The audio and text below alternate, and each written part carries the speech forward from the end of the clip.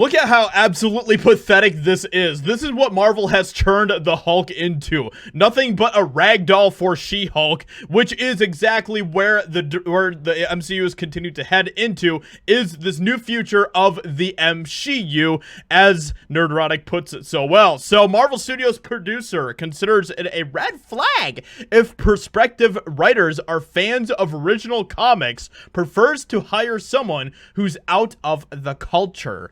This is obviously a massive, massive problem for Marvel, and we can see it playing out in real time on screen as we continue to see all of these ridiculous and horribly written stories that are coming out when it comes to how people are interpreting characters like Hulk, Thor, and everything else. I mean, just look at the most recent Thor Love and Thunder film, a film that was made by Taika Waititi, who obviously does not care about Thor the character. He does not actually have any interest in honoring the character of Thor. He is going to continue to make these characters in his own image, continue to dumb Thor down, make him weak, pathetic, and meanwhile continue to prop up other characters, female characters, and everything else because of his woke lens that he views these stories through.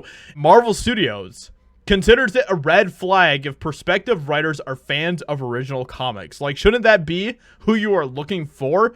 Peter Jackson, he made Lord of the Rings because he was a fan of the book and he wanted to make that into a film. He wanted to make Lord of the Rings into a film trilogy so badly. He was so hungry to do that. And look at the outcome that we got from that. Look at the amazing trilogy that we got because Peter Jackson was a fan of the book. Producer Nate Moore has revealed that he believes the key to Marvel Studios' success is hiring writers who are out of the comic book culture over anyone who loves the source material. Like, I truly do not understand the logic behind that whatsoever. Speaking with host Matthew Baloney about his general experience working for Marvel, Moore was eventually asked if there was some kind of a Marvel boot camp or something that you do with these filmmakers to ingratiate them into this world and knowing all the things that they need to know, to which the producer confirmed, not really. We just care about hiring people that will continue to make the MCU woke. Noting that some Marvel writers grew up reading and collecting comics, such as Avengers Endgame co-director Joe Russo and Black Panther director Ryan Coogler, Moore told Baloney, "One thing I think is interesting, and specifically for writers, I would say, is that a lot of times we're pitched writers who love Marvel, and to me, that's always a red flag." Like, what? I don't want you to already have a pre-existing idea of what it is. You know, these characters that people love and want to see on the big screen. Because you grew up with the comics and that's what you want to recreate. I want someone who's going to be hard on the material, who can go, what is this? I think there's a movie here, but maybe we should be looking at it in this way. That does not make any sense at all.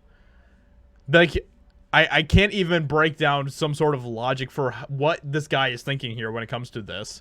Like, you want people who are familiar with the material. Those are going to be the best people to know how to translate the story to the screen. Offering up an example of what he was looking for in prospective writers, Moore then pointed to Captain America trilogy writers Christopher Marcus and Stephen McFeely, which of course, you know, is probably an exception to the rule, because you can also look at people like Taika Waititi, who was obviously not at all the type of person that you should have had to make those films. And you can look at many other examples like that. And of course, Marvel is in this state where now they're just trying to find people who are controlled by identity politics, who want to continue to push that type of nonsense. Just look at She-Hulk as a great recent example of that, and what kind of a terrible trash fire of a show that we got because of that, and the writer that they had for She-Hulk, who had no interest in actually creating a good She-Hulk story.